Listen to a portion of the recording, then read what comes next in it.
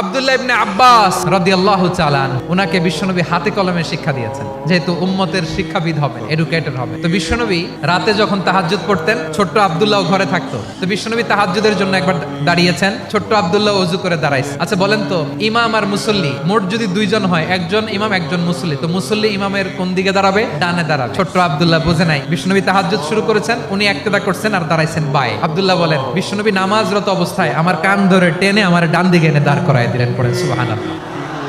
এভাবে বিশ্বনবীর অনেক সঙ্গ পেয়েছেন। উনাকে বিষ্ণু ইসলাম শিক্ষাবিদ, এডুকেটর অফ দিস উম্মাহ হিসেবে সিলেক্ট করেছেন, হাতে কলমে শিখিয়েছেন। বিশ্বনবী একবার প্রকৃতির ডাকে সাড়া দিয়ে এসেছেন। এখন কি করতে হবে? নামাজের জন্য ওযু করতে হবে। বিশ্বনবী এসেই দেখেন ওযুর বদনায় পানি ভরা, খুশি হয়ে গেলেন। বললেন, কে রেখেছে পানি? একজন বলল, আব্দুল্লাহ রেখেছে। বিশ্বনবী অত্যন্ত খুশি হলেন, খুশি হয়ে একটা দোয়া করলেন, বললেন, আল্লাহুম্মা ফাক্কিহু ফিদ্দীন ওয়া আল্লিমহু তা'ওয়ীল। আল্লাহ, তুমি আব্দুল্লাহকে দ্বীনের বুঝ দিও আর কোরআনের তাফসীর শিক্ষা দিও। বিশ্বনবী